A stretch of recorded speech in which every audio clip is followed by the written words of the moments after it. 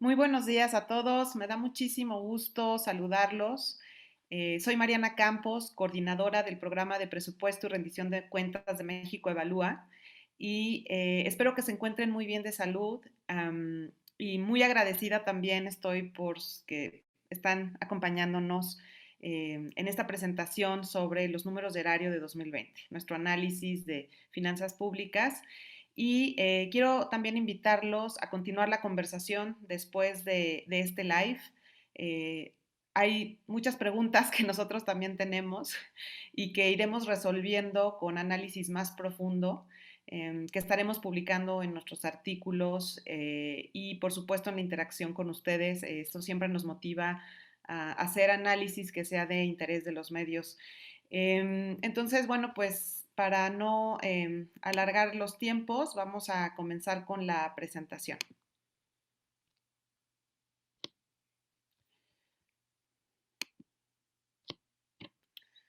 Bueno, vamos a analizar en este gráfico los ingresos totales del sector público que lamentablemente cayeron 7.5% en los últimos 4 años y que la mitad de esta pérdida sucedió en el 2020. Aquí tenemos pues marcada esta pérdida real anual que fue de 4,1% en 2020. Es importante comentar que pues el ingreso petrolero fue el que mostró la mayor debilidad, tuvo un descalabro de 38.7% en relación a 2019 y por su parte pues la recaudación solamente creció 8.8% y esto pues lo consideramos que permaneció estancada, ¿no? Sin duda, en un contexto de pandemia y de crisis económica, es decir, de un crecimiento económico negativo y de gran magnitud, pues no podemos esperar que los ingresos tributarios crezcan y bueno, sin embargo lo hicieron de manera muy marginal. Pero pues no fue suficiente su fortaleza para compensar la pérdida que se ve en los petroleros, ¿no? Creo que el papel que hizo en los fondos de ahorros, especialmente del FEIP, pues creo que fueron, digamos, vitales para mantener un equilibrio presupuestario pues no tan dañado. Es importante mencionar que los ingresos no recurrentes, especialmente los aprovechamientos, pues crecieron 63.5%.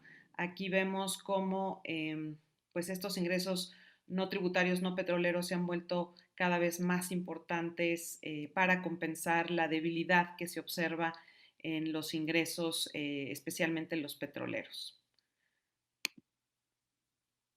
En este gráfico hacemos un recuento ahora en relación al presupuesto aprobado.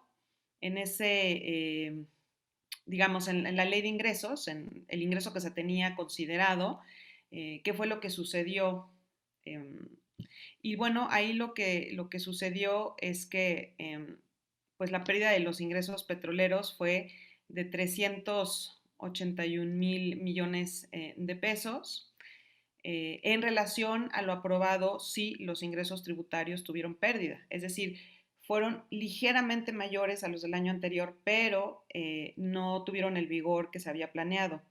Entonces, en relación a lo que se había aprobado, pues sí fueron casi 167,000 millones de pesos menores y aquí tenemos la ganancia, es decir, de los ingresos que no recurrentes, que no se habían considerado, pero que terminaron estando y de alguna manera ayudaron a compensar la gran debilidad que observan los ingresos recurrentes. De tal forma que, bueno, pues ya la pérdida neta fue de 162,000 millones de pesos.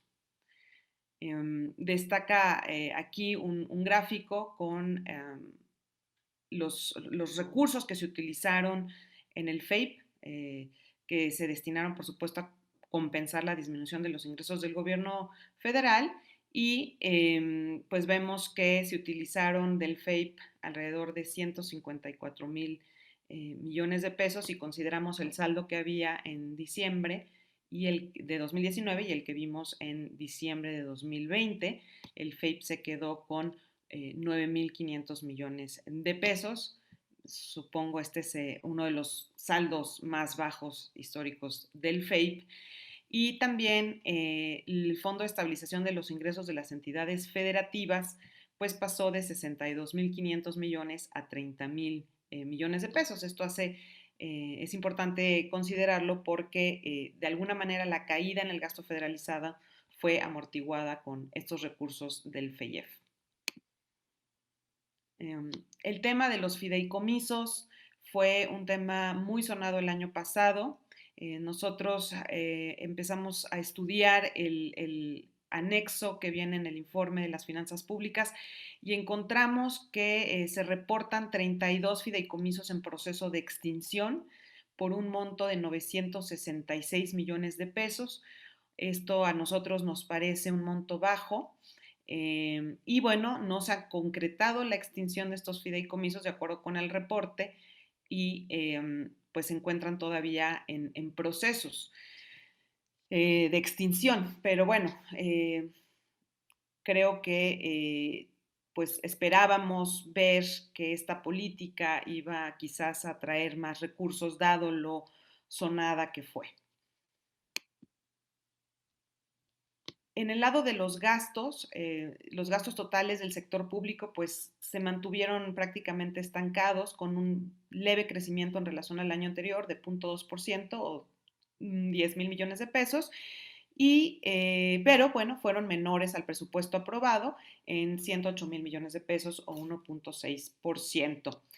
Creo que pudo ser peor el recorte que se observó, y esto es porque en realidad pues el endeudamiento sí, digamos, sí aumentó. Se vio desde noviembre una descomposición del balance público y del endeudamiento. Aquí tenemos un balance de 3,9% del PIB en términos del requerimiento financiero del sector público, que es, ustedes saben, el balance más amplio. Y finalmente este fue ligeramente menor a lo que se había estimado al cierre del año pasado, es decir, se tenía una estimación y fue pues casi un punto menor, pero sí fue mayor a lo que se había esperado, ¿no?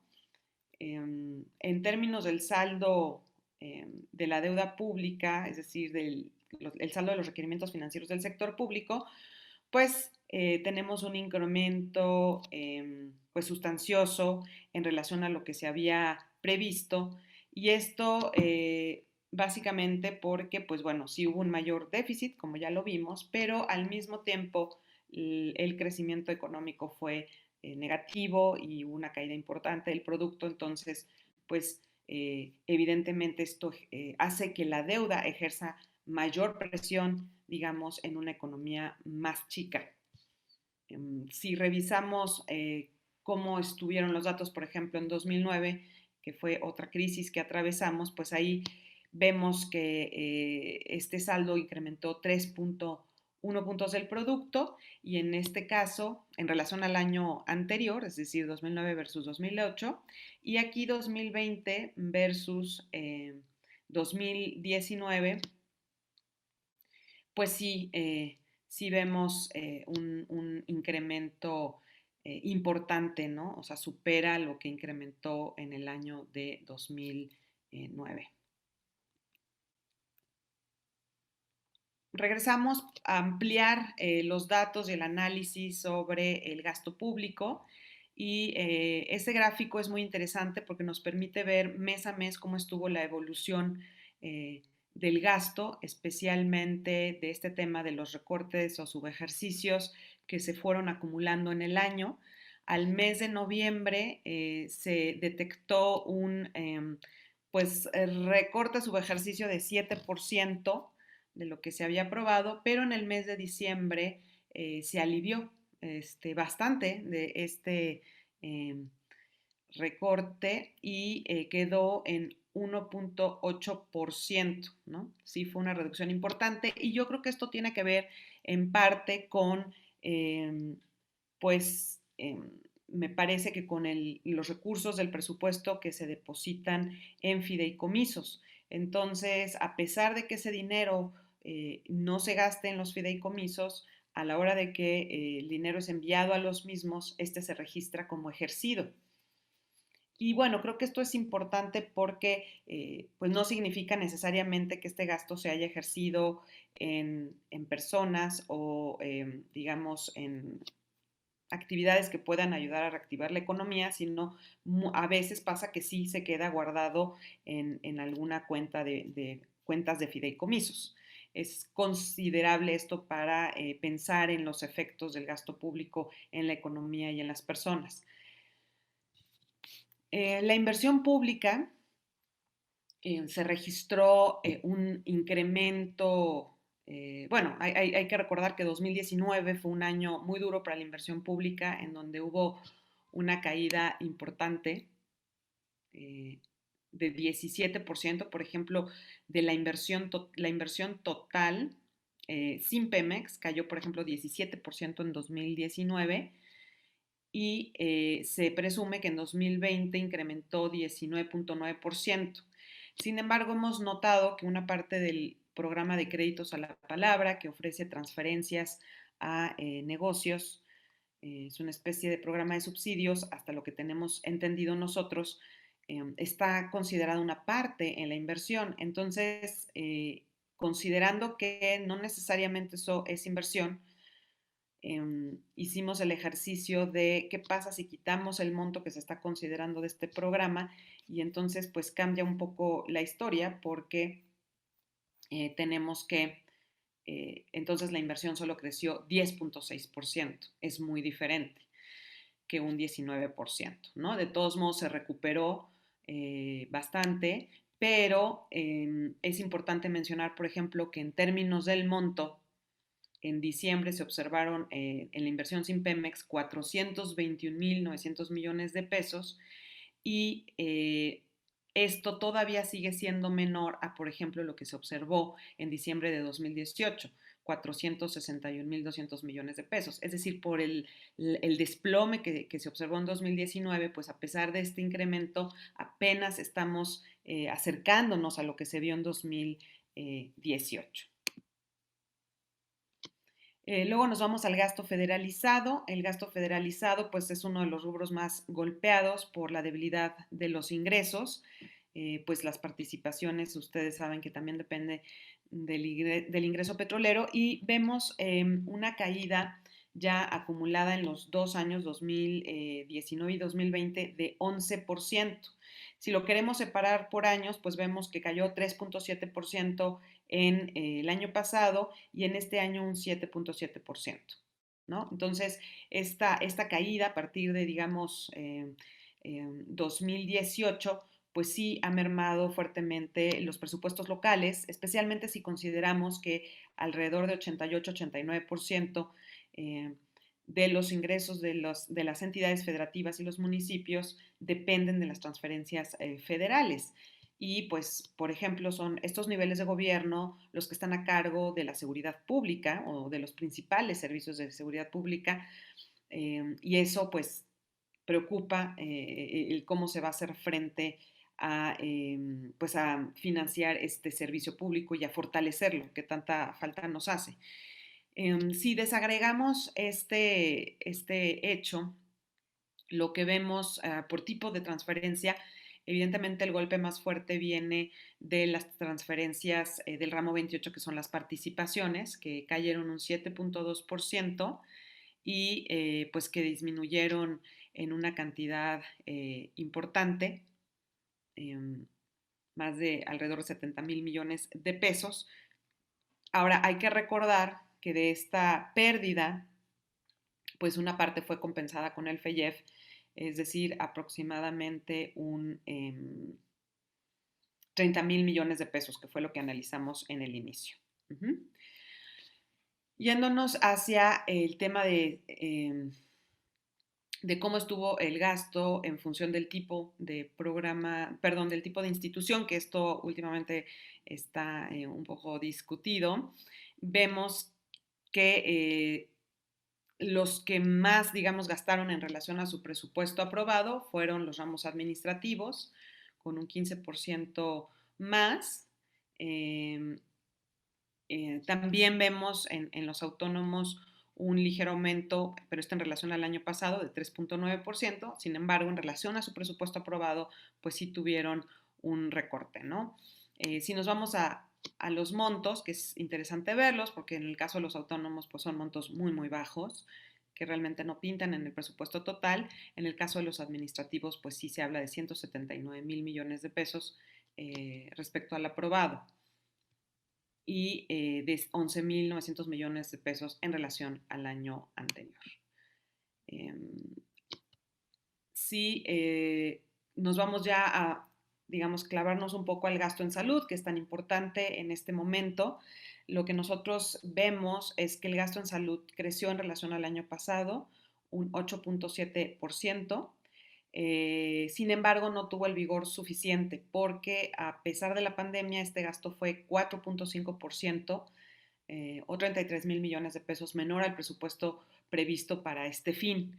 Además, ahorita vamos a ir explicando este aumento en salud, en realidad está impulsado, en mi opinión, por lo que se envía también a los fideicomisos en el año, es decir, es de esto que hablábamos, ¿no? Que una parte de los recursos a veces se manda en diciembre a los fideicomisos, no significa que ya se gastó en las personas y en la economía, pero al salir de la tesorería e irse a los fideicomisos, pues se considera como ejercido. Bueno, esto es la variación real anual. Nos vamos entonces a ver este incremento por institución.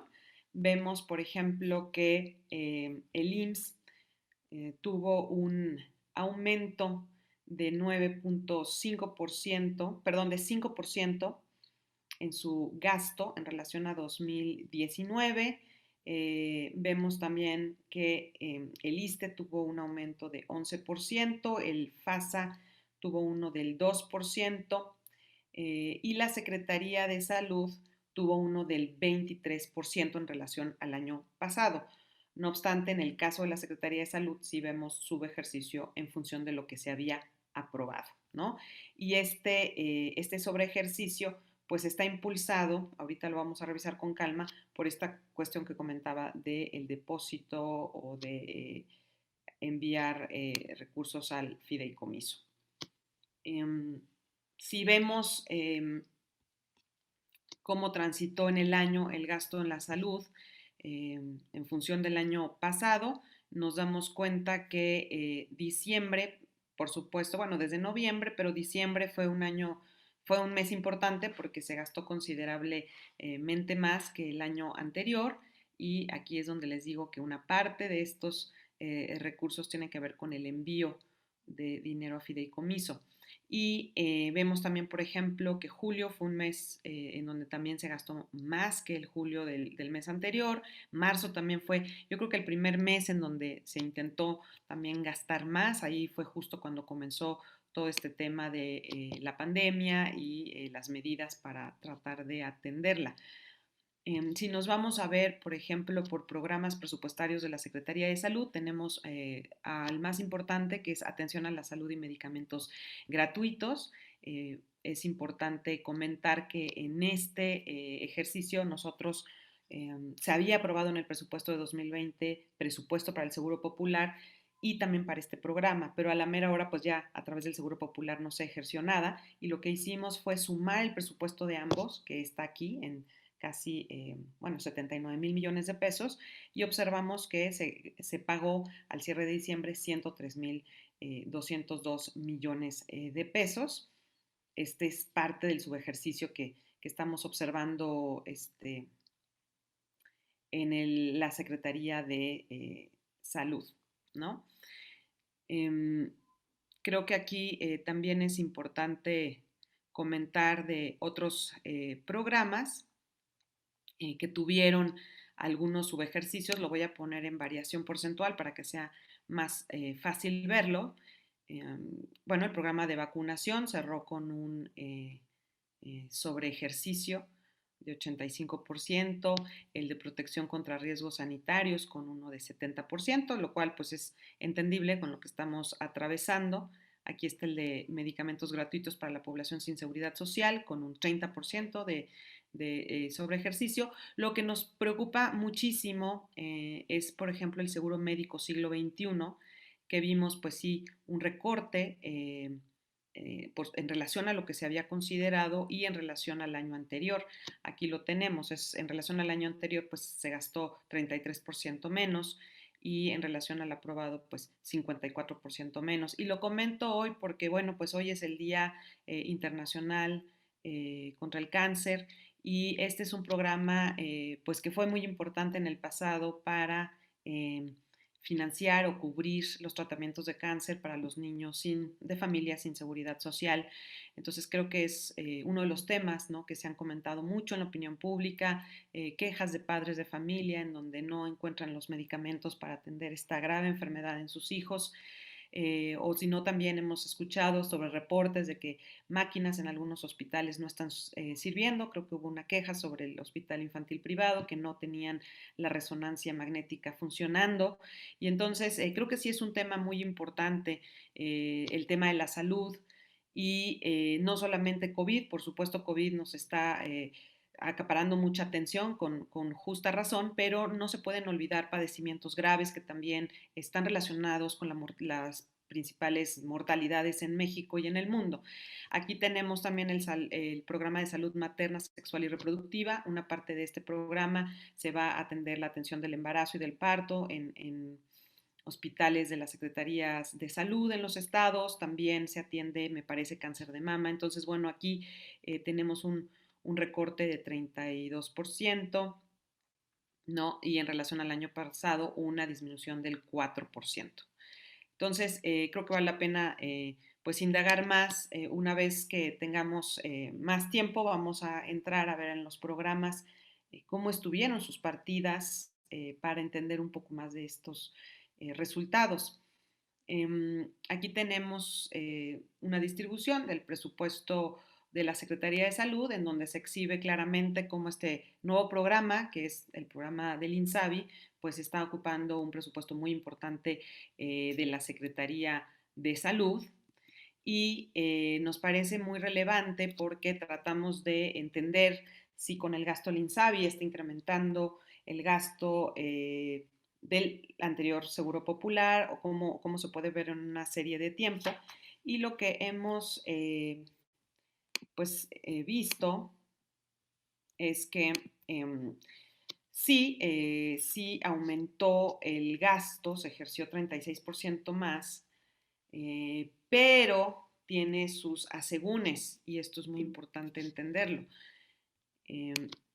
Cuando nos vamos a analizar pues la composición de este gasto en función de la clasificación por capítulo, concepto de gasto, lo que encontramos es que una parte muy importante de lo que se ejerció es 44% de lo que se ejerció o 46,000 millones de pesos se destinó a aportaciones a fideicomisos. Entonces, me parece que esto ha de haber sido parte de ese gasto que vimos en el mes de diciembre, que se eleva de manera importante en relación al año pasado, pues posiblemente es dinero que se fue al fideicomiso del INSABI. Entonces, realmente lo que se reparte específicamente para la atención de ese año me parece que está aquí en el restante, 49,300 millones de pesos que se transfiere para la atención de los servicios de salud. Es decir, esto pues es parecido a lo que se veía con el Seguro Popular, salvo que pues esta parte que se va a fideicomisos ahora fue mayor y quizás tiene que ver con la compra de la vacuna. Pero bueno, pues lo que vemos, digamos, sobre todo, pues es que sí está muy justo el presupuesto de salud y aunque es muy importante comprar la vacuna, pues también es muy importante atender a las personas que están pues necesitando atención médica, ¿no? Entonces, creo que es importantísimo que el gobierno pueda pensar en mecanismos de financiamiento para la salud, porque pues la salud ahora sí que es primero. Y bueno, con esto termino la presentación y pues pasamos a la parte de preguntas y respuestas, por si tienen dudas. Aquí estoy para comentarlas y las que no pueda responderles en este momento, pues podemos llevarnos la tarea y, como les decía en un principio, continuar la conversación. Creo que es muy importante analizar en este año lo sucedido con las finanzas públicas, con el gasto público, con el gasto en salud y es muy importante la coordinación entre pues las organizaciones civiles, los medios o los especialistas interesados en el tema y por supuesto con cualquier ciudadano que quiera entrarle a estos temas, nos va a dar mucho gusto continuar la conversación.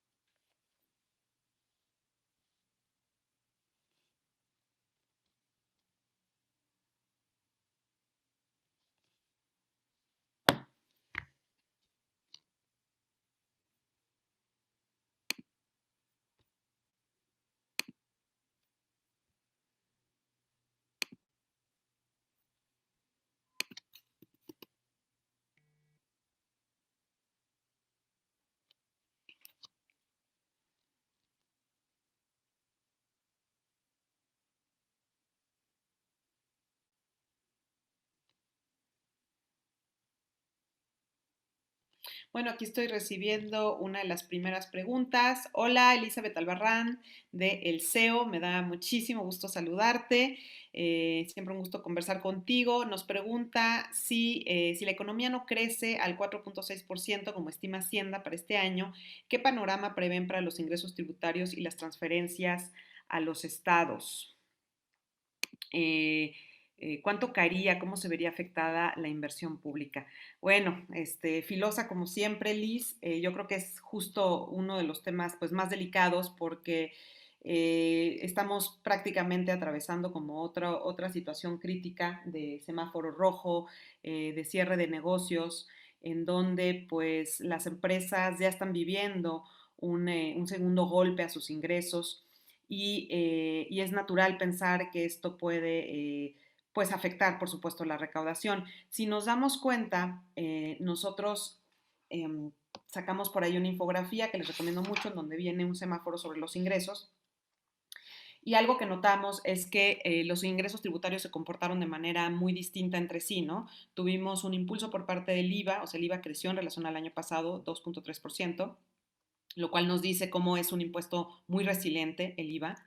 Es por eso quizás que en crisis anteriores los gobiernos han decidido elevar la tasa. Sé que suena muy antipopular y lo es, pero pues es una manera de financiarse y es quizás una mejor alternativa que el ISR, porque pues el ISR puede ser, digamos, afectar más la actividad económica. O sea, el día de hoy pues está muy difícil pagar ISR para las empresas con los niveles de actividad que estamos observando. Entonces, a lo que voy con todo esto es que el año pasado, en 2020, el ISR precisamente es el que queda estancado.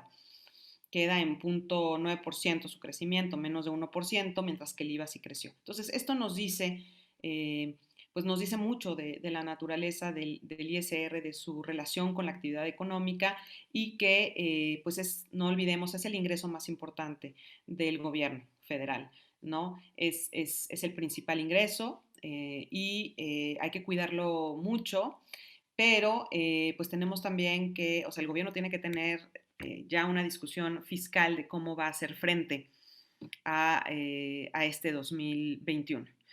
Es importantísimo porque, como les mostré, el Fondo de Estabilización de los Ingresos Presupuestarios trae 9.500 millones de pesos. Entonces, no quiero yo pasar en este video a decir que hay que subir los impuestos, pero yo creo que más bien hay que hacer un análisis de la composición de los mismos. Es decir, posiblemente tenemos que bajar unos impuestos para alentar la actividad económica y elevar otros para también resarcir las arcas públicas, ¿no? Entonces, el día de hoy, pues tenemos impuestos laborales y estamos enfrentando un desempleo tremendo, ¿no? Y tenemos que ver qué opciones, quizás el consumo es una opción para que se pueda financiar el gobierno. En fin, es una discusión que se está dando en el mundo, la discusión fiscal. Los países se sienten obviamente muy endeudados después del año pasado y no es México el único país con problemas. Entonces sí creo que tenemos que abrir un espacio para esta discusión porque pues nunca habíamos tenido un FAPE tan flaco y un reto económico tan fuerte como el que estamos viendo. No sé qué tanto vayamos a poder seguir adelante con un ISR tan tibio mientras los ingresos petroleros se nos desploman de esta manera.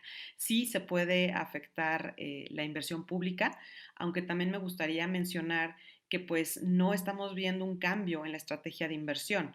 Entonces, no solamente cuenta cuánto vamos a gastar en la inversión, sino los proyectos, el perfil de los proyectos, ¿no? A mi parecer, creo que el gobierno tenía que haber redirigido su estrategia de inversión pública. ¿Y por qué? Porque actualmente la inversión federal es muy relevante, es decir, la que ejerce directamente la federación.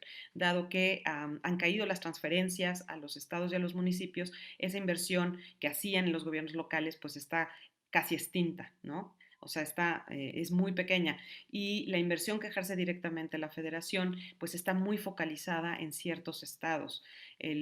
Alrededor del 70% se ubica en Tabasco, en Campeche, evidentemente por el tema de Pemex, y también en la Ciudad de México o el Estado de México por el tema del aeropuerto que se está construyendo, ¿no? Y entonces tenemos que quizás pensar en una estrategia en donde sean proyectos de menor perfil, más pequeños, pero que abarquen más zonas de nuestro país, que es, como ustedes saben, pues muy vasto y no tenemos nada más tres entidades federativas, tenemos prácticamente, pues sí, 32.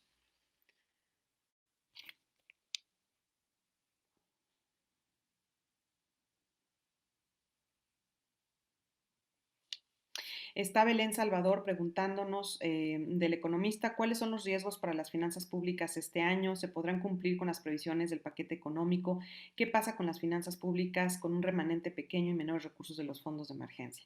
Pues están en mayor riesgo las finanzas públicas, sin duda. Yo creo que parte del año pasado me parece que hubo una confianza excedida en el hecho de que se podía recibir un remanente bastante cuantioso debido a la depreciación del tipo de cambio que se observó en la mayor parte del año pasado, pero pues al cierre del año pues retomó valor el peso y esto hace que el remanente sea menor.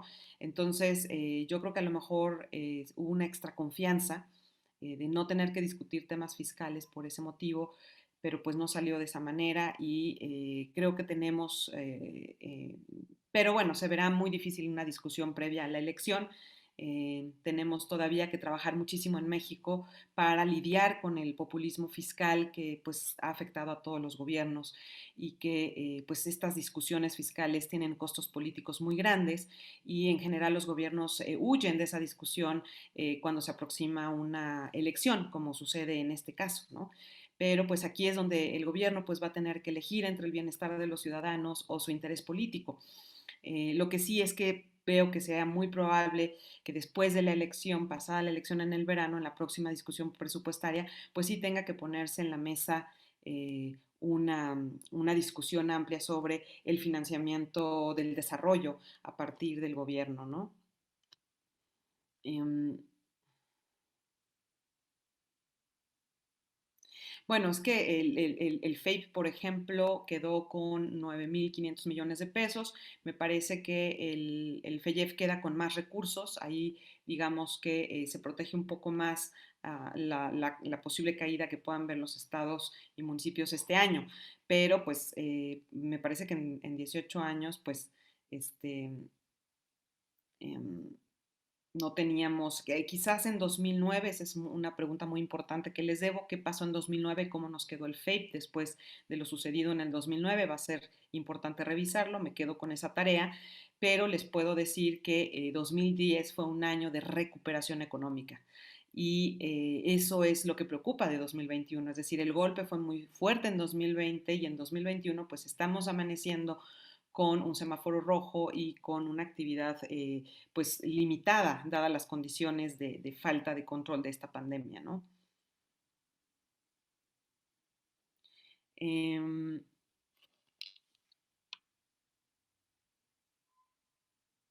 Sí, sí, la proyección de mediano plazo nos permite estimar que seguiremos cortos en la recaudación tributaria y en la distribución de las transferencias. Sin duda, yo creo que una próxima discusión fiscal tiene que incluir el pacto de coordinación fiscal. Me parece que el modelo en donde las entidades federativas dependen tanto de una bolsa federal no está siendo ya efectivo. Recordemos que este modelo de coordinación fiscal en su espíritu data pues de los años 70, era un modelo de país diferente, teníamos una economía muy distinta y teníamos además un modelo autoritario y hemos decidido los mexicanos transitar a la democracia, entonces tenemos que ir creando también condiciones o un modelo fiscal, ¿no? Mucho más apto para una democracia de un Estado moderno. Digamos, anhelar ¿no? Tener una democracia funcional y de un Estado moderno es como anhelar ir a la luna, pero no se puede ir en carro, se tiene que ir en cohete. Y en ese sentido creo que la discusión tiene que involucrar cómo vamos a conseguir que las entidades federativas puedan recaudar más. Y tenemos que poner ahí en ese diseño todos los incentivos posibles para que las entidades federativas puedan tener un presupuesto o mayor autonomía presupuestaria. Eso va a ser muy, muy importante para también apuntalar el desarrollo después de este fuerte trastazo que hemos tenido por la pandemia. Mm, Voy a leer más preguntas, hay varias. Eh,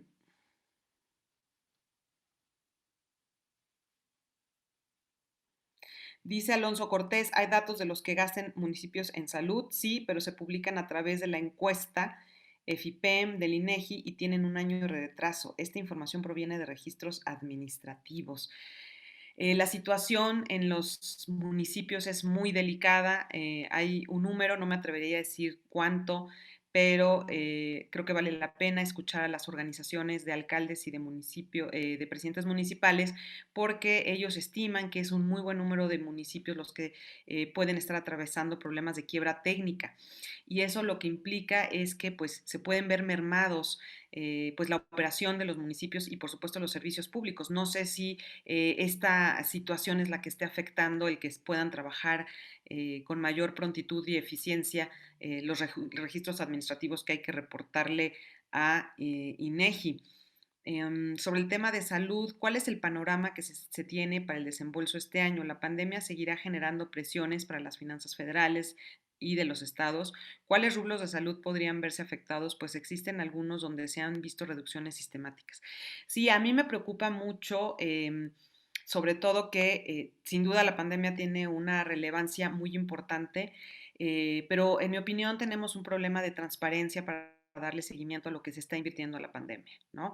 Creo que la propuesta de México Evalúa pide México Evalúa que en el presupuesto haya un programa en donde se estimen ahí y se puedan concentrar los recursos que se están gastando tanto a nivel federal como a través de gasto federalizado para COVID exclusivamente, ¿no? Yo creo que sí va a ser muy importante generar mayor transparencia presupuestaria para darle un seguimiento más efectivo, porque el día de hoy, pues lo que estamos viendo y como yo les mostré, pues una parte importante de los recursos del INSABI se va a fideicomisos y hay una lenta evolución sobre la transparencia de los fideicomisos. Tengo entendido que reportes que anteriormente se subía el Seguro Popular para rendir cuentas sobre estas transferencias, pues el día de hoy no se encuentran disponibles, no se han preparado por parte del INSABI. Entonces sí es muy importante tener mayor entendimiento de lo que sucedió en 2020 para poder tener predicciones y para poder entender qué puede pasar en el 2021. Y sí creo que ahí la transparencia nos está haciendo falta.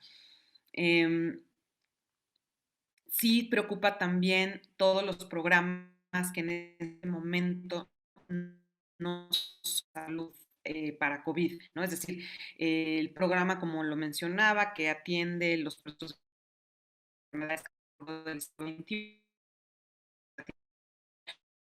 programas preocupan muchísimo ver recorte o subejercicio en el programa de salud materna y sexual y reproductiva, ¿no? Porque, pues bueno, muchas mujeres no cuentan con seguridad social y es muy importante ese programa para financiar la atención al embarazo y el parto. Entonces, sí estamos preocupados por todas las enfermedades o incluso por las necesidades de atención en el caso de la atención al embarazo y parto que puedan estar viviendo subejercicios o recortes, dado que pues el presupuesto de salud en México es muy bajo. Yo lo he mencionado innumerables veces, nos comparamos desde luego muy mal con los países europeos porque gastamos 2,5 puntos del producto, cuando en realidad pues en esos países se gasta más de 7%, hay unos países que gastan hasta 10%, entonces gastamos a veces hasta un cuarto de los países que más gastan, pero si nos comparamos, por ejemplo, con pares de América Latina como Chile, estamos gastando la mitad, por ejemplo, de lo que Chile gasta, ¿no? Chile gasta alrededor de 5 puntos del producto, México 2,5.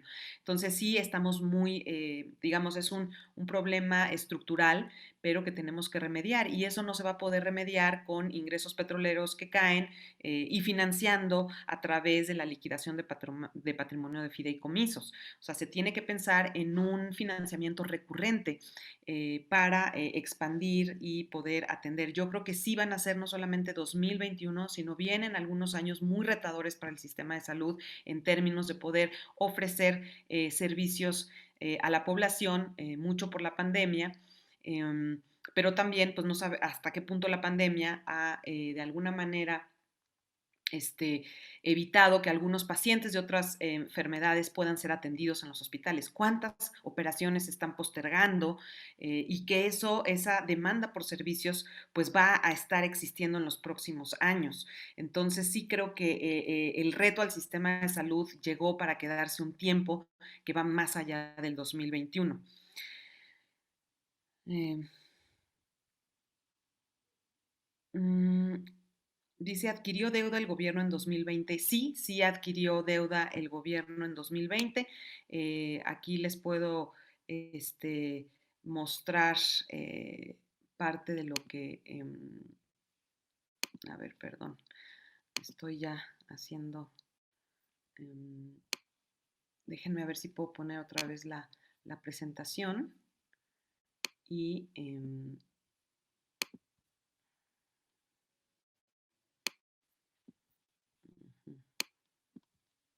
a ver, bueno, ya no me fue fácil ponerla, pero lo que les quería decir es que sí hay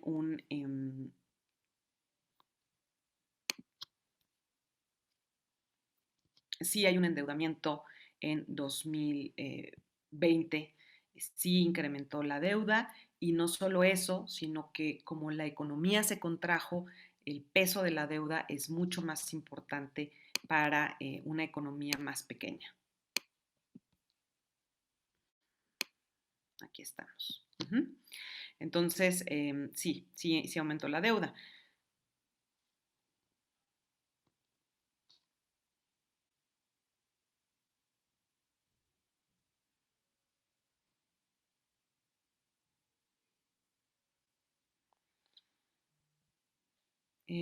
Escribe Ángeles Aguilar de La Razón.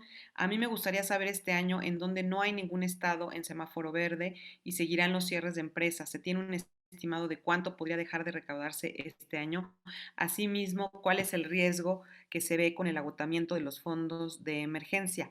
Una estimación exacta es complicada, pero imagina con menos transferencia los estados y municipios se enfrentan quiebras fiscales y que sus ingresos propios son insuficientes. Sin duda, estamos, como comentaba, un buen número de municipios enfrenta la quiebra técnica.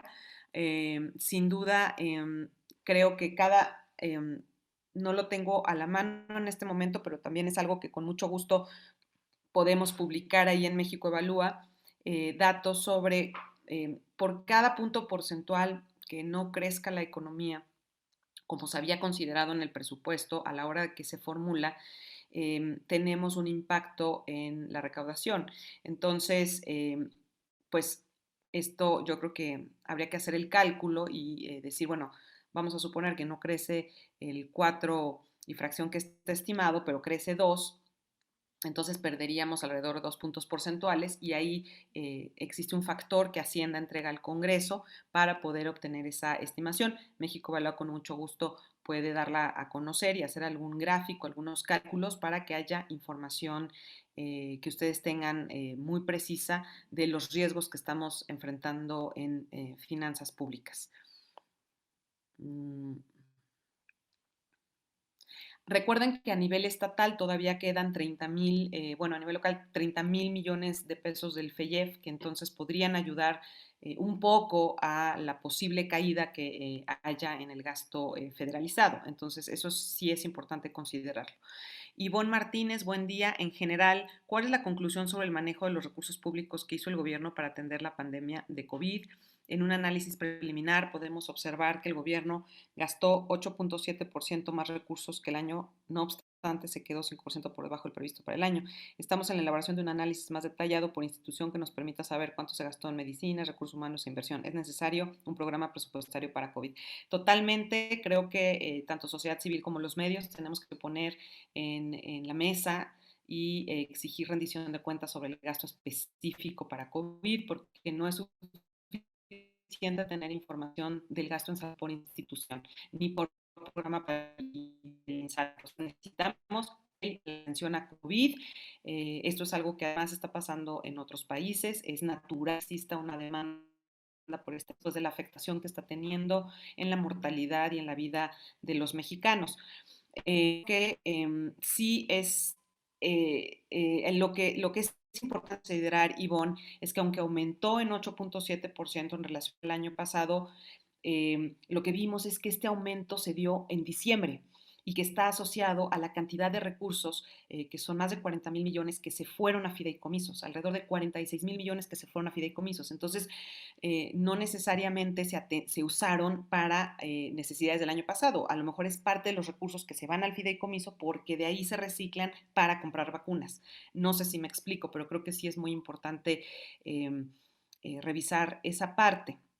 Entonces creo que lo que pasó es que evidentemente el gobierno se quedó corto de recursos para atender la pandemia completamente, y no solamente en el tema de salud, sino en el tema de económico, ¿no? Porque la caída de 8% es una caída enorme en donde, pues, aunque se trató de controlar el endeudamiento, no se pudo controlar y ese endeudamiento en una economía más chica tiene un peso muy grande. Entonces, creo que faltó pues crear una estrategia para poder torear lo que estamos enfrentando tanto en el sector salud como en el sector económico. Me parece que cuando vemos el exceso o en dónde incrementó el gasto, pues todavía se encuentran programas o proyectos que no necesariamente son pertinentes en este momento, ¿no?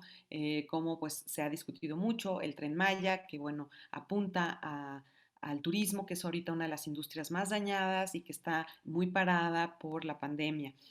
También se encuentra ahí el Banco de Bienestar, también se ejerció el programa de inclusión financiera a través de este banco. Yo creo que la inclusión financiera es un tema muy importante en México, pero no me queda claro que a través del programa que se planteó. Entonces, me parece que hubo muy poca capacidad de ajustar la estrategia de desarrollo o para hacer frente a la pandemia y a la economía, y lo que estamos viendo es una alta tasa de mortalidad y una economía con un decrecimiento importante, una recaudación que se quedó estancada en promedio, que tuvo una fuerte caída en la parte de los IEPS, el ISR estancado y un leve crecimiento en el IVA. Pero pues no sé si esto no nos dio para compensar la pérdida en ingresos petroleros y quién sabe si siga en estos buenos términos este año que se sigue enfrentando. Creo que Danzú Patiño, Dainzú, me da gusto saludarte. ¿Qué relación ves entre los niveles de la deuda emitida y la inversión pública? Esa es una buena pregunta. No hicimos esta vez el cociente que siempre hacemos. Qué bueno que lo está sacando. Yo creo que es algo de lo que vamos a estar sacando en redes próximamente. No te quiero contestar de manera imprecisa. Tengo, pues bueno, para empezar, tengo yo un sesgo porque creo que tenemos que invertir mucho más en la inversión sin Pemex. La inversión que va a las personas, a la educación, a la salud, y que va a la economía. Entonces, pues esa inversión definitivamente es menor al monto de endeudamiento que se adquirió en 2020. Habría que ver qué pasa con el de Pemex, pero podemos hacer este análisis y te podemos enviar los datos y podemos además compartirlo con los colegas en las redes sociales para ver cómo quedó esa relación. ¿Algún comentario sobre la evolución del gasto en seguridad pública? Por supuesto, el gasto en seguridad pública pues está atravesando momentos críticos porque pues a lo largo de los años han ido desapareciendo fondos que estaban destinados al fortalecimiento de la seguridad pública. Entonces, pues para no hacerte el cuento largo, el FASP para 2021 va a ser el principal fondo para la seguridad pública y aunque se incrementó el FASP en relación a 2019, pues en realidad desaparece en Fortaseg para 2021 y ese presupuesto de 2021 del FASP es menor al que se tuvo, por ejemplo, en 1999. ¿No? Entonces, pues no se compara la condición, digamos, la situación del fenómeno delictivo que tenemos en el 2021 que el que tuvimos en 1999. Entonces, me parece que es uno de los rubros que ha pasado desapercibido, que ha sido más golpeado por esta situación y digamos, golpe o merma del gasto federalizado y creo que ahí hay una beta, lo que sí es que hay una beta enorme de oportunidad. Se tiene que trabajar con los gobiernos locales para que comiencen a financiar el fortalecimiento de la seguridad pública a partir de su propia recaudación.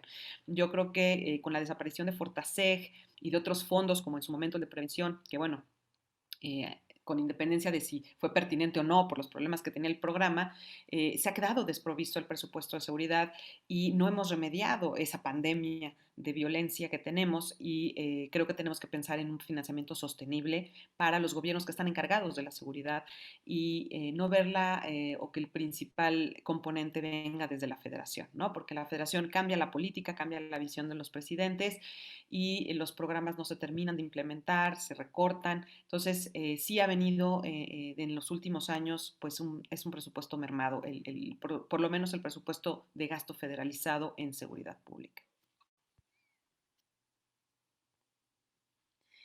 También nos encantaría muchísimo que hagan llegar a Cintia o a mí, una servidora, inquietudes de indicadores o de temas que les gustaría que abordáramos en el área de presupuesto para ir enriqueciendo análisis de erario que sale cada mes, que tiene sus distintas versiones, la mensual, la anual, trimestral, y pues creo que debe ser un diálogo continuo con ustedes para que este instrumento mejore y sea mucho más útil para las tareas que ustedes hacen de periodismo en estos temas. Creo que con esto me parece que agotamos las preguntas que me hicieron llegar por mi WhatsApp en México Alua, pero si hay algo que se quedó pendiente, por favor no duden en escribirme y en buscar a Cintia, nos va a dar mucho gusto continuar la conversación de lo sucedido en 2020 y por qué no de lo que vemos que está pasando en 2021. Con esto me despido y les agradezco infinitamente acompañarme este día. Gracias.